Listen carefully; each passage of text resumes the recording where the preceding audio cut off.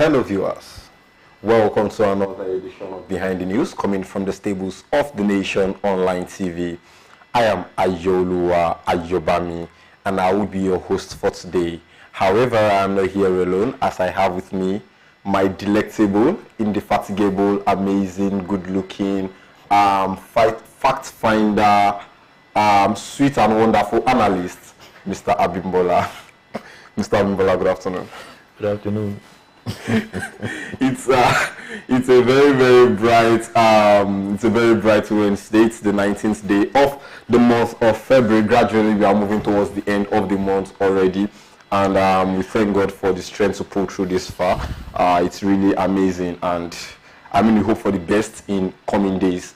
Quickly, let's go through the lead that we have in few of our national dailies, because we have to dissect and analyze few of the stories. In the studios today, I have with me few national dailies talking about The Nation newspaper. I have The Punch, I have Leadership, I have This Day newspaper, I have Daily Trust, and I also have with me Nigerian Tribune newspapers in the studio.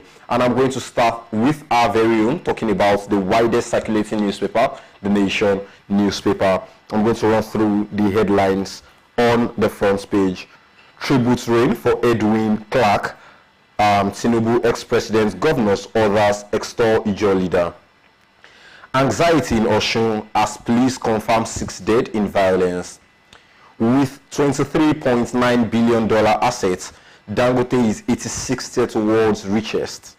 CBN axes bank chiefs with toxic loans. And over to Leadership newspaper. Dangote's wealth hits $23.9 billion, now 86th world richest. 789 ex-Boko Haram fighters undergoing rehabilitation, CDS. Despite 24.48% rebased inflation, price pressures persist.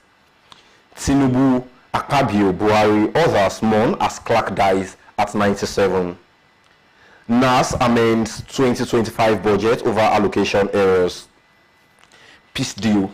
Russia rejects NATO troops in Ukraine. 33 illegal miners arrested in Niger. Death toll in Benue attack rises to 34. Boko Haram, US to audit aid funds to Nigeria. Over to Daily Trust newspaper. Boko Haram, US probes aid to Nigeria. Ndume calls for investigation. Borno elders want NGOs sacked. Over to This Day newspaper. NBS unveils special CPI indices to enhance policy decision making. In historic developments, Netherlands to return 119 Benin bronzes to Nigeria. Ijaw leader and last of Nigeria's old brigade, Clark, dies at 97. And over to The Punch newspaper. On the window page, they have inflation drop, experts demand lower interest rates. Dangote's wealth rises to $24 billion after refineries operations. Tinubu, Obasanjo, others mourn as Edwin Clark dies at 97. 54 trillion naira budget, National Assembly raises recurrent votes, cuts 500 billion naira from capital spending. Workers in 109 embassies groan over 6 months unpaid salaries. Lagos Assembly says Tinubu's wife not involved in crisis. Immigration arrests 14 illegal migrants in Oyo. John Vance, UK agency, invests $40.5 million to expand Nigeria's cocoa industry. Ukraine protests exclusion as US, Russia raise team to end war. Osun crisis, police go after killers, local government poll holds Saturday. And finally, in the studios, I have the Nigerian Tribune. NBS explains why Nigeria's inflation rate falls to 24.48% after rebasing. 5 days after passage, NAS adjusts portions of 2025 budget, retains 54.99 trillion naira total. Reps to organize public hearing on new tax reforms bills next Wednesday. Bank directors with non-performing insider loans to resign, CBN orders. Southwest governors will give Adebanjo befitting funeral, Sanwo-Olu. Lagos Assembly crisis, DSS threatens lawsuit against broadcast stations. Don't disrupt peace of Niger Delta over mother of all protest, Niger Delta peace advocate warns. Edo Assembly approves death sentence for kidnappers. Jonathan kicks against deployment of military personnel for elections. Says only police, INEC should manage future elections. 789 ex-terrorists undergoing de-radicalization rehabilitation program. Appeal court affirms Oba Olaoye as Shon of Ogbomosho. These are the headlines in the front page of this national dailies in the studio this morning.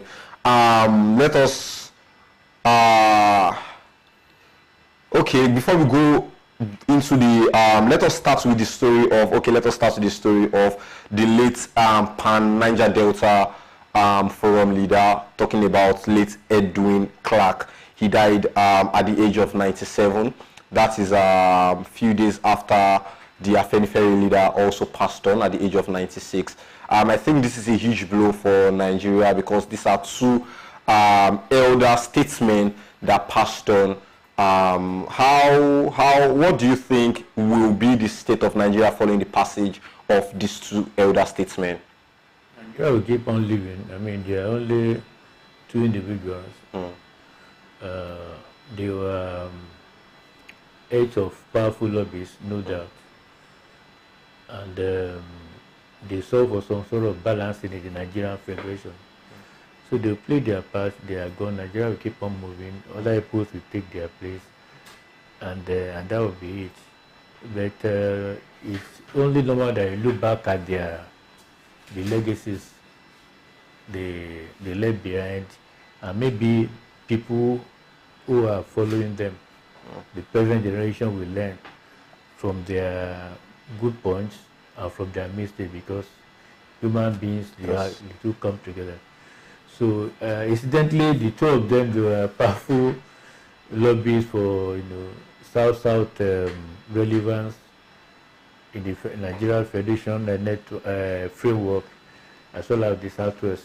Adebanjo for the Southwest, Edwin Clark for the South-South. Let me say this: since I was in primary school, I knew that Edwin Clark had been in the public space. I remember one small book when I was doing my D2. That was 1971. I don't know where we were then. I was watching over it. And there was this small pamphlet that for current affairs. In D2 we did 3: English, arithmetic, general studies. No, not general studies. Current affairs.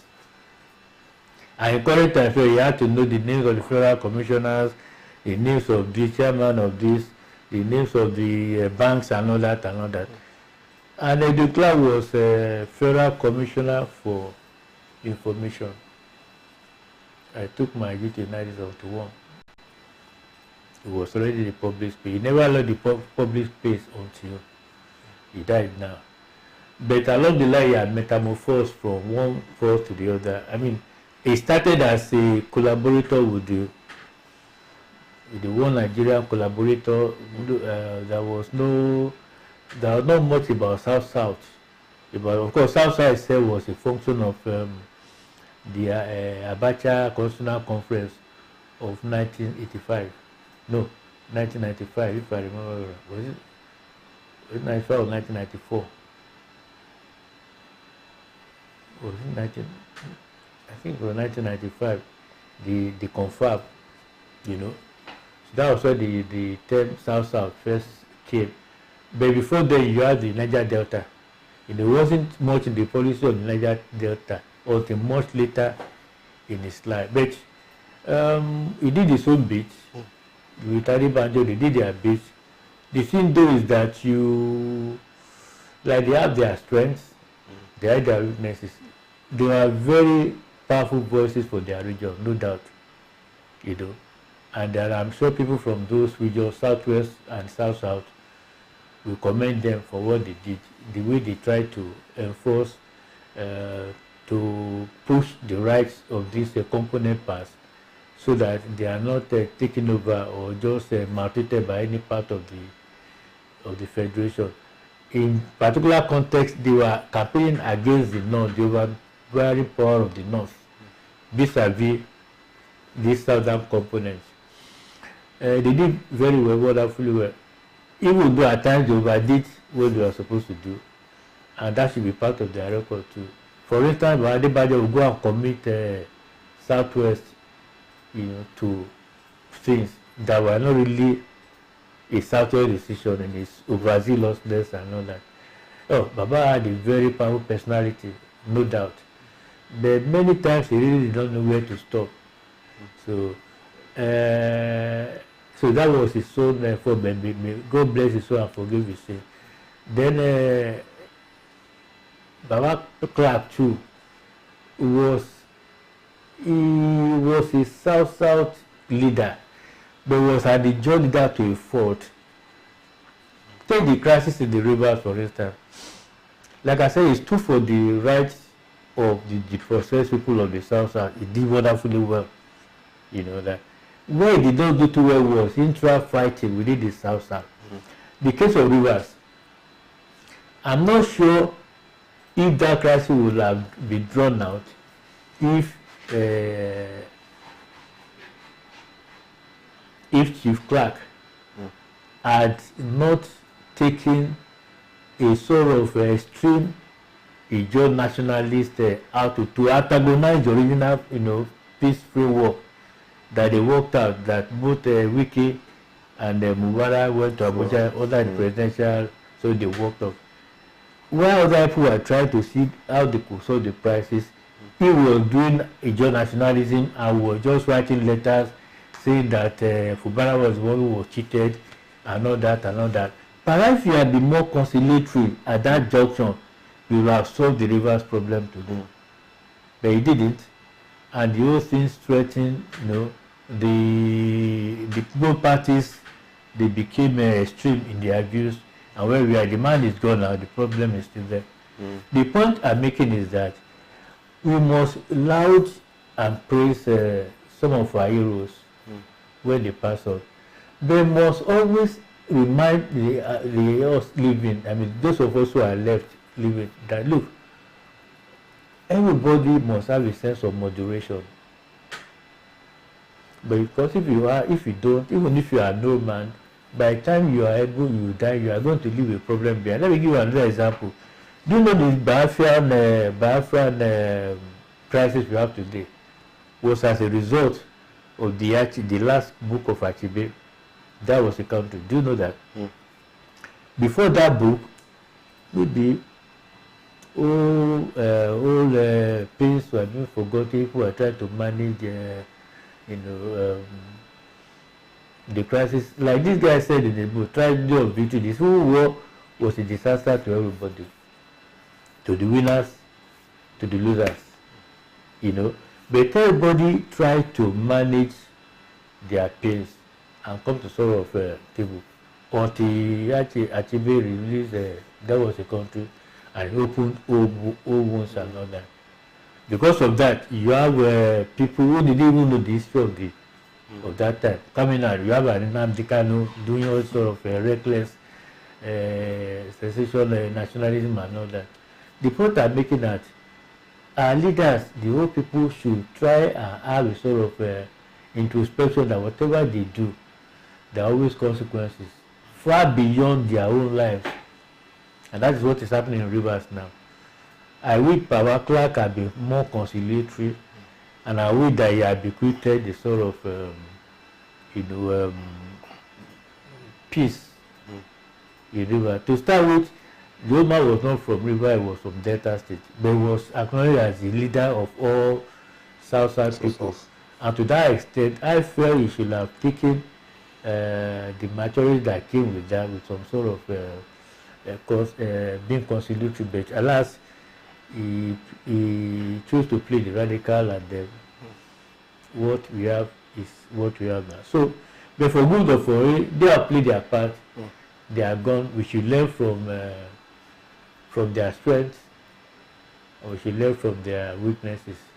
That's the balance of their, legacy. But they deserve all the accolades they are giving to them, even though some of these accolades are just conventional that you see. You don't say something ill about it, then another. I have no problem with that. But we as students of the media, we want to look at history, we want to do hard analysis, and make a very balanced view. So may their souls rest in peace, both of them. So basically, you are saying that late Chief Edwin Clark should have been neutral in the case of Rivers State instead of picking sides. Well, he didn't. Even if you are supporting something, with all due respect, he could have been wiser in projecting what was worth it. Look, when Wiki and Fubara were doing their part there, nobody was there. I'm not sure Clark was there. And I'm not sure many of the people who are backing the Fubara today were there. But you see, there are always conflict entrepreneurs in political disputes. And by the posture of Chief Edwin Clark, they play into the hands of those entrepreneurs, and that's why you have the crisis facing today. If you have been a bit more conciliatory, a bit more cautious, maybe, just maybe, you will have a better result today. But that one is going with time now, it's gone. But people who are living should be very careful as to their actions, because actions do have consequences. And that's it.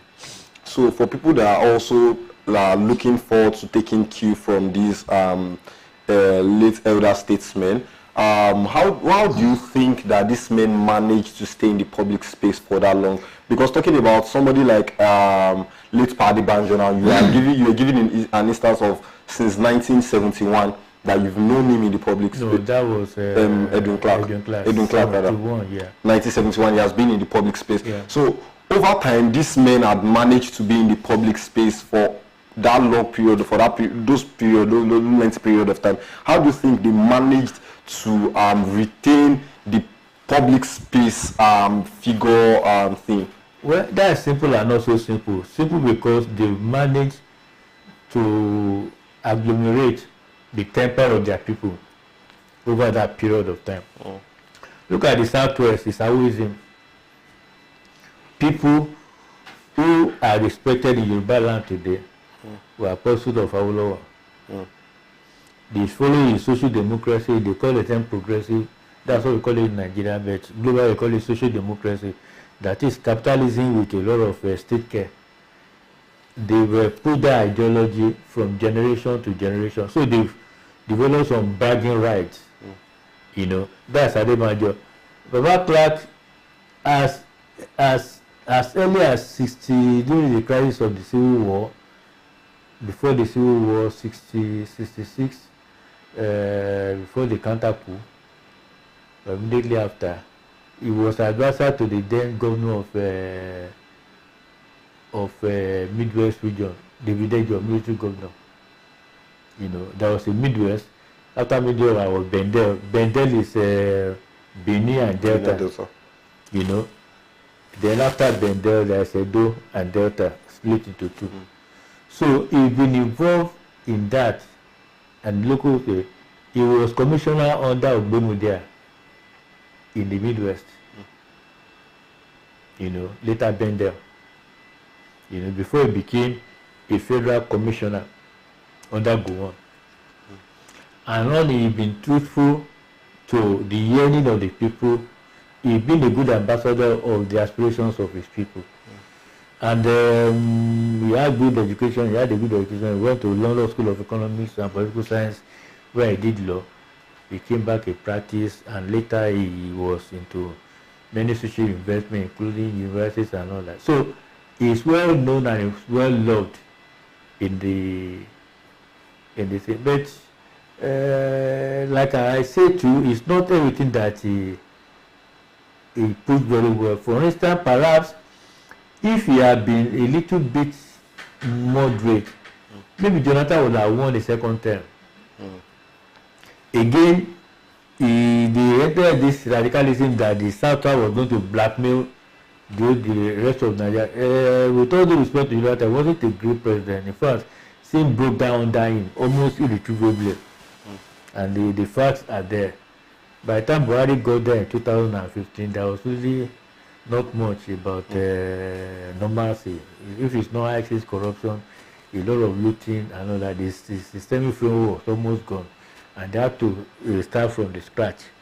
So Jonathan wasn't a really great president, you know, although he's from in relation to his loss, he's a great human being because he would have tried to make trouble and he would have been there. So we'll give it to him. But as president, he wasn't the best that we had. The South lobby knew that, and that's okay because this one was president, he could muzzle.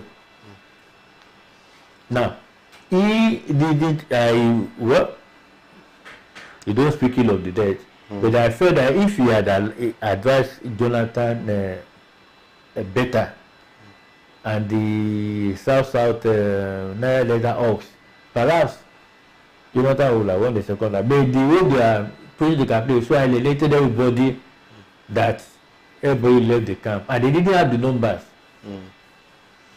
And that was why when the Southwest, Jonathan was, antagonizing the Southwest, despite that they were helping to read the president. I don't know why, you know, but the policy, the utterances and all that. So we now drew both the Southwest and the North together. They now joined forces, and that was why they were able to defeat him at the election. So if he had been wiser, be milder, be more cautious, maybe Jonathan will have been will be re-elected, but all that is in history now. But again, that is influence. Just like Abimbola too, in his latter years, he went on a solo run that wasn't supported by any Yoruba assembly and other. For instance, in 2019, because he had a very heavy anti-Buhari sentiment, he rose to the camp of the radicals of this world. All of them went to Obasanjo. The guy that northern cleric, what's his name now? The one who said they should do a part with Boko Haram, what was his name? Or with not Boko Haram now, with bandits. The one from the north? Yeah, the one who father won the Nobel Prize for Islam. What was his name? I can't remember. He retired as a military. Yes. He's a medical doctor by training. He was in the army. I remember his name now. I can't remember. And all of them went conspiracy against the government of India and all that. But it's not the thing is not whether Baba Adébánjọ was wrong in preferring another person to another person. That's not what I'm saying. But he claimed to represent the Yoruba, which was not true. In 2003, he went, say he was supporting Peter Obi. It was within him, right? But he was claiming it was Afenifere and Yoruba. That was a lie. It wasn't so. So some of them, they took this into far, and they took advantage of the influence they had. I don't think that was too honest. But then, they've done their part. They've done their bit, and we should learn from them. That you have influence does not mean that we should willfully use it. Incidentally, I did the piece last Tuesday. Okay. It was last Tuesday, I think. I think Baba passed on Friday or so. Yes. The piece I did was Adébánjọ Taku. I put a question. And that put the thing back to Ayooluwa Taku of 1962. You know. And what was that? You know, in their own, in the collective that Adébánjọ was, they put a lot of weight on supporting constituted authority. Ayooluwa Taku in 1962, because Ayooluwa was asked to step down as premier by the party. and he refused, and he broke up the action group. That had very terrible consequences, for the country. It was the primary result that deep in has snowballed, has smashed the First Republic and brought military rule. It started as small fire before it consumed everybody. Now this one, Babadi Bado was appointed acting leader, which was not anything new. When Baba, the former Ondo State governor, Baba Dekla Jashi, was in this post, he appointed an acting leader, who was Baba Adisoya. And the acting leader did the work he was told to do until Baba was okay. So when Baba died, when Baba Jashi died, the natural pick as the next leader was Baba Adisoya. Baba Adisoya too was not feeling very well as a very leader. I thought the toughest, it was post 2003, the toughest time in the history, of the organization. He appointed Baba Fashion as acting leader. Right? Now, Baba he went abroad, he came back, wasn't quite well. Baba Fashion was holding forth as acting leader. And he wanted to hold the meeting. They went to his house at Jemubu, Watapa here, to hold them because he was still the leader. When Baba Adesoya died, the natural person to become the leader was Baba Fashion. The same process, Baba Fashion in 2021 announced that he was appointed an acting leader well within the framework of the organization. I mean Baba Adesoya the acting leader. But instead of about to build like the previous practices, he decided to take the meeting to his hometown instead of going to Ogun State. He wasn't relating to, until the body was forced to say, okay, we are abandoning the post of acting leader, and even deputy leader that was appointed with him. They removed or they put them in a new caucus.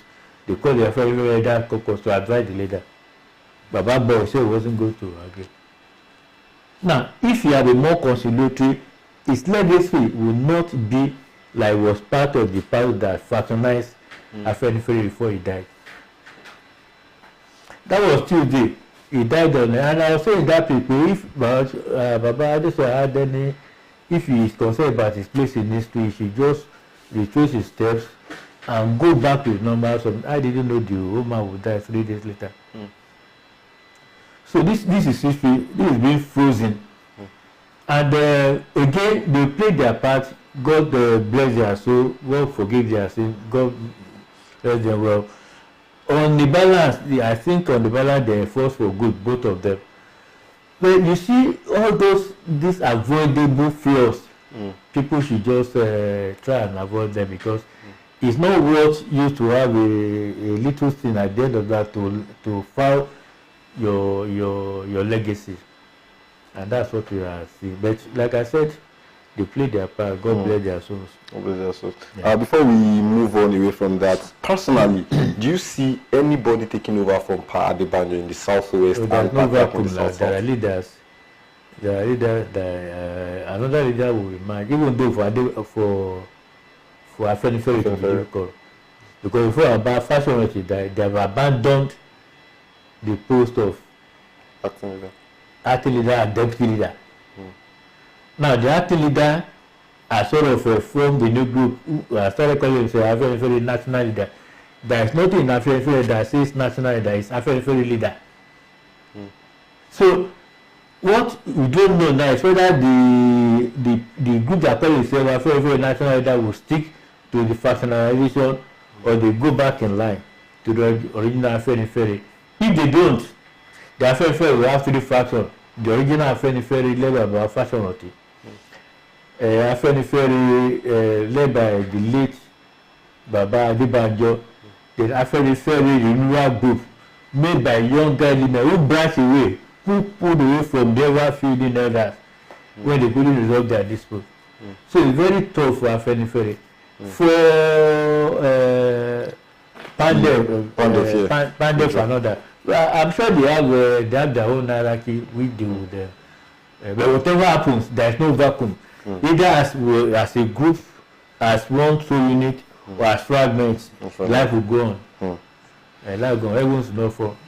I mean, that was a very nice analysis from the life of these two great men. I personally have been able to learn one or two from their life, and it's just a call to a reminder that whatever we do during our journey on this planet Earth, it will someday be talked about, of course, like this. Of course. Quickly, before we leave the show, let us quickly travel straight to Osun State. And I mean, it's been a kind of political crisis or political turmoil in the state the past few days. 6 people have been confirmed dead by the police because of local government election or no local government election. A local government chairman has been confirmed dead by the police. Is it within the 6 or outside the 6? Within the 6. Okay, that's within the 6, I guess. Within the 6. I think Ayooluwa local government. Abbas guy, what's his name?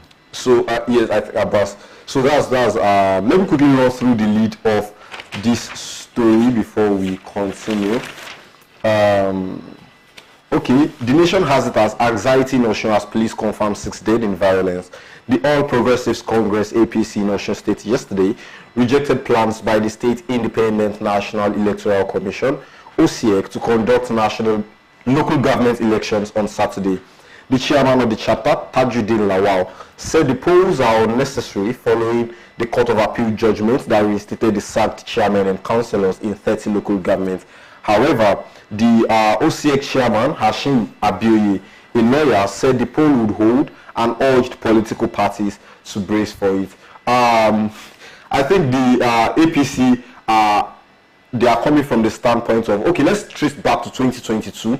October 2022, the former governor, Ayobami, was still, he was ready to hand over in November, while a court sacked the local government chairman. So a court of appeal that the APC is standing on now, they are claiming that, okay, the court of appeal has nullified that the initial judgment. Therefore, there is no need for any other local government election. Now, the state's Independent Electoral Commission are insisting that a local government election would hold. I think was it on Saturday or on Sunday, the state's governor, Abimbola I think it was more like a press conference or something that he was trying to call on President Bola Tinubu to warn his nephew, talking about the former governor, the present Minister of Marine and Blue Economy, Ayobami, that he was interfering with the security structure of the state. That was over the weekend. On Monday, it was more as if, okay, everything it became an outburst. They began to kill themselves, shooting here and there. Is that supposed to be so in a state, in a democratic state? Definitely not. Definitely not. And all of them are guilty of bad faith. Let's take it from the beginning. Governor Ayobami conducted the elections and the virtual last days of his administration. He had been defeated in an election, was going on. But then as governor, you still have executive authority till the last day. Yeah, within the laws, it was within the right to democratize the local government. But you know how local government elections are as it is now. The ruling party sweeps everything. So that left him with with a sort of allegation, and maybe they immediately so that he acted in bad faith, saying that he knew he was leaving and he was trying to impose a set of local government people on the new administration.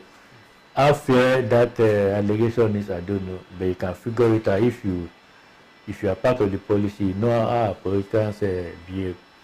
So there was a court, like you said, that ruled that those people were not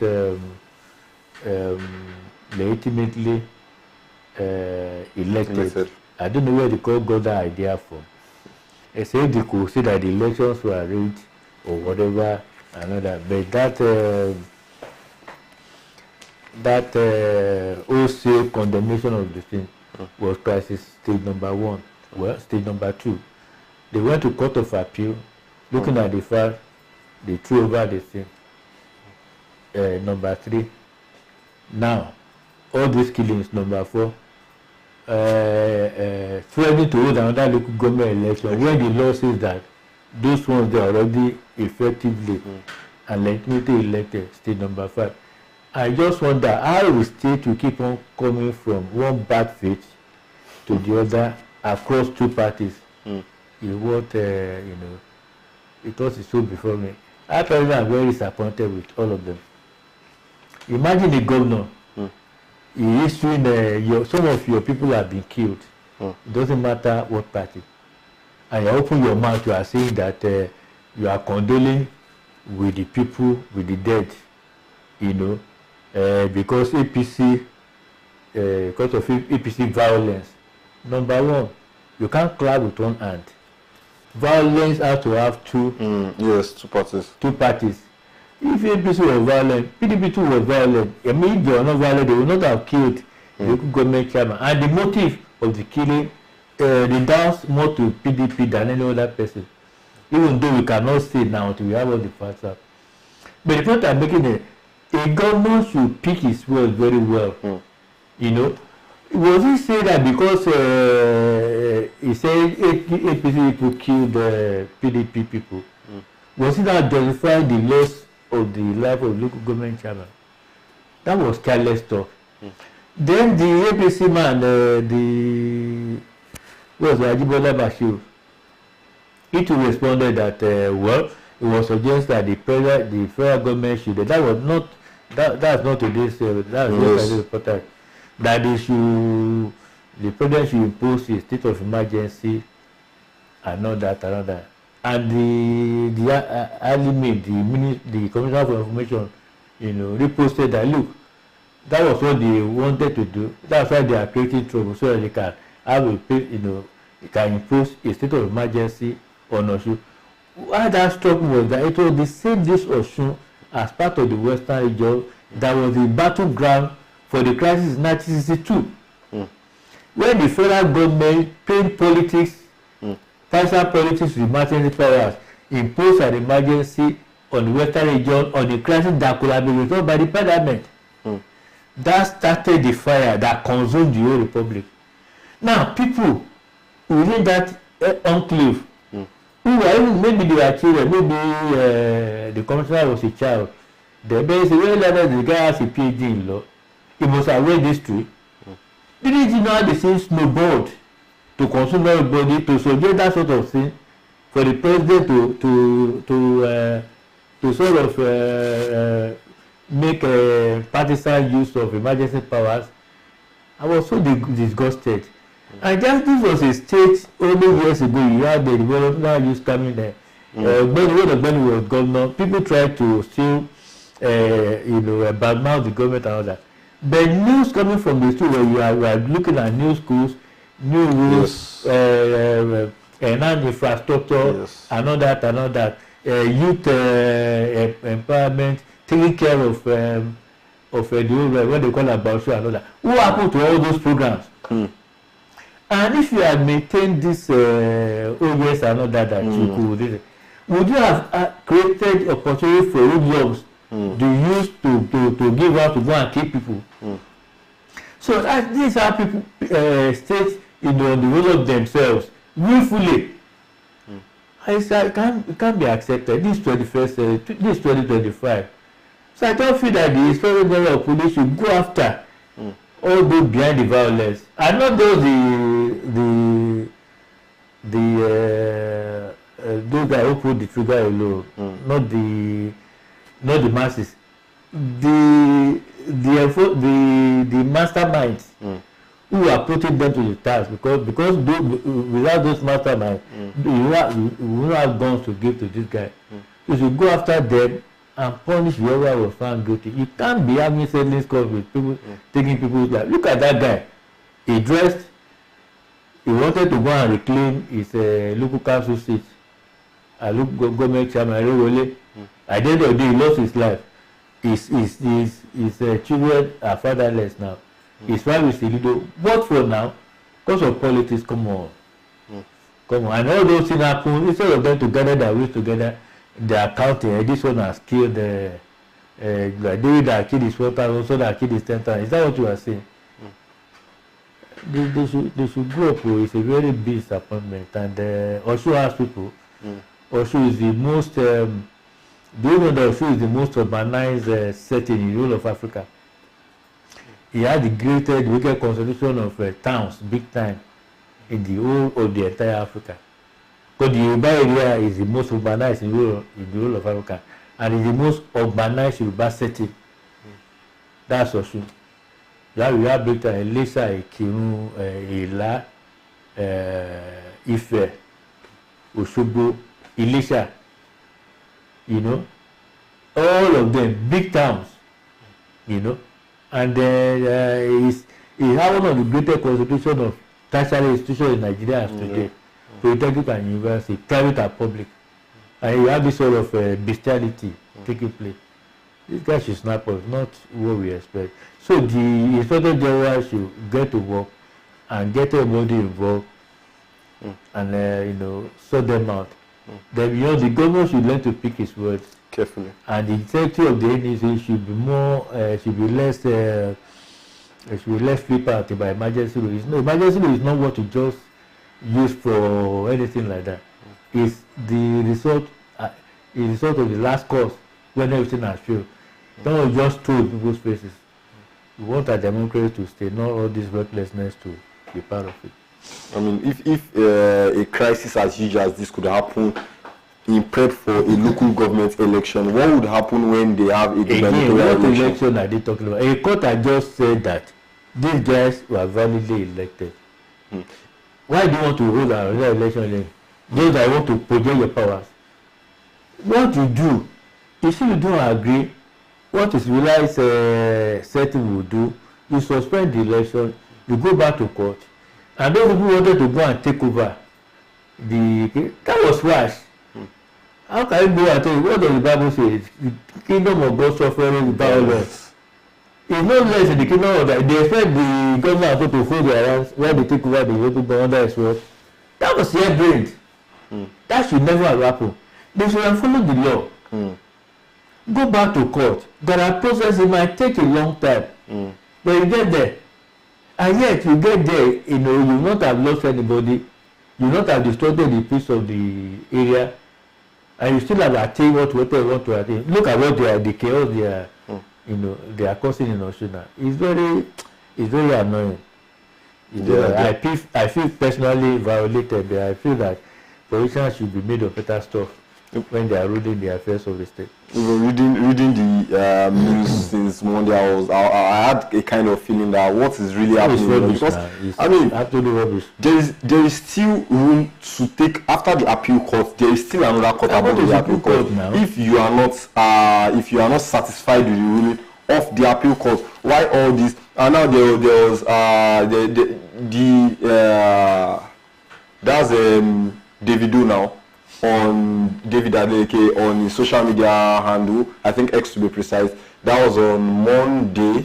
Yes, on Monday. He took his social media handle and was holding some kind of derogatory statement against the commissioner of police of the state, trying to say, okay, because I saw a tweet from his uncle on Sunday that okay. The nephew of Mr. President, Mr. Oyetola, is influencing the security policy or security structure of the state, which is not supposed to be so. He is the this, is the that, and this and that. So on Monday, I just saw Davido also had to tweet and was like, why is the CP silent about all of this? Why is he taking orders from whom he's not supposed to take orders from? Holding so many ambiguous derogatory statements. Who is supposed to take orders from? Did he say he was taking orders from Oyetola or something like that? He didn't mention him, but I was trying to draw the lines together. So I was I personally was expecting a statement from the force headquarters, because that was the statement was too. You really need to see those derogatory remarks that he heard at the commissioner of police and only for him to come back on, I think late on Monday night, very late in the night, or on Tuesday morning, to say, okay, I'm sorry. I later saw the structures and I noticed that, okay, the CP is doing his job. Just because I was really going to ask, because I think was it this month, or I think it was this month, someone actually said something derogatory about the IGP. He was taken to court. Yeah, that was Showore. Okay, yeah, Showore. He was taken to court. Now, on the case of Davido, he has come to apologize to say, okay, he didn't really even apologize. He just came out to say, okay, I didn't read the lines very well. The commissioner of police was really trying his best. He should just do better. But what happened to the derogatory? Because the derogatory statement, Mr. Abimbola, you really need to see those words. Well, everybody bears his father's name at the end of the day. With all due respect to the video, it just represents the shallowness of the people who call themselves celebrities in Nigeria. And the last election just showed how many of them, they think they talk for they think, with all due respect to them. And if you look at the so-called Lekki massacre, the way they were framing massacre deaths that were not there, and they tried to hold on that for the next, even after 1 year, that is going to produce bodies. What is a massacre? Large wanton killings without any regard. I think there was a massacre. They started mentioning names of people who have been killed, only for people to see that I'm alive. I remember the very good case of the girl is now a to one of the National Assembly members. That big girl, what's her name? She asked in the Yoruba. Okay. What's her name now? Is it the one in Ogun State? In Ogun State? No, I don't. She was part of the Jennifer. I'm trying to remember her name now. I still don't. Well, we will now say that no, she supported NSAS. In fact, she had been at the Togi many times, but that particular night she was not there, so she couldn't have been killed. And they mentioned so many names, and all the names they mentioned, they said that they were not killed. And they still held on to that one. Many of them will just make a statement that you feel that, I thought this girl was supposed to be, this man or boy was supposed to be more sophisticated than this. So the way they with all respect to them really represent, epitomizes the lack of the shallowness among these so-called celebrities. And many of them are university graduates, not all of them. I just wonder where many of them will just stop for the thing. But what he wrote, I've been frozen. I didn't read it in. Fortunately, I don't go about reading all this shallow stuff on social media because I know it's just full of bubble, they'll just bust with no time. So if the government decides to take the thing out, he has evidence in his own words there. So if he wants to fight for himself, who is governor? Well, he is a great lover of his family anyway. But then maybe he does it too recklessly and not that. But like I said, everybody bears his father's name. Whatever actions will have consequences. But me, I'm very disappointed across the board. APC, PDP in Osun, to me, both of them are messed up. They are far better than that sort of kangaroo processes they are doing, and somebody had better put them straight. Because Osun does not decide. Osun has people, eminent people all over the world, and they be ashamed of what they are making of their state. Even our own Professor Williams is from Osun. You know, Professor Adebayo Williams. You have eminent people like that. And I think even that man is from the local government, Ibogon. It's Professor Williams' local government. You know. So when you have people like that, you have all these hooligans just try to mess with. They talk to themselves, not be disgracing themselves and Yoruba land. You are better than this, far better. I mean, they don't have to get to the points where people have to lose their lives before you prove a point, or you use the life of people to prove certain points. I mean, we know there is a governor, we know there are local government channels. They should just follow due processes. Why is just follow due processes. This process put the governor there. And whatever happens, you cannot remove the governor. Only you have due process. So how do they not feel that due process will change when it gets to common, banal, empty politics? It doesn't happen. They should turn a new leaf. It's very degrading. I really think they need to do better. Also, personally, in Osun State, they really need to do better, because all this, because now it's just confirmed, 6 confirmed dead. We never can tell you, there might still be more. What for? That's the question I keep on asking. The life you cannot create. You just want only waste. Who does that? No, it's very sad. I think, what I personally would think, I think they should take off that notion of politics is a do or die affair. It should not be a do or die affair. It should just, because the life of people should matter. We actually get to represent the people. So why take the life of the people you are meant to represent because you want to prove a point? I think due process should be followed, and just like you have said, the Osun State governor should learn to pick his words very, very, very carefully. He's a public figure, and he's the governor. Whatever he says has the power or capacity to dominate in the state. It has the power to dominate in the state, and I think they should do better, so all this crisis, they can put an end to it. Thank you so much, Mr. Abimbola, for having you on the show. It was really nice having you on Behind the News today. The time is fast spent, and we really need to go right now. Our take home for today, everybody should just remember, from the life of late Pa Edwin Clark and late Pa Adebanjo, whatever we do on this planet Earth will be talked about someday by some other people that we probably might not even know. So let us learn to do very well, ensure that we take peace as priority.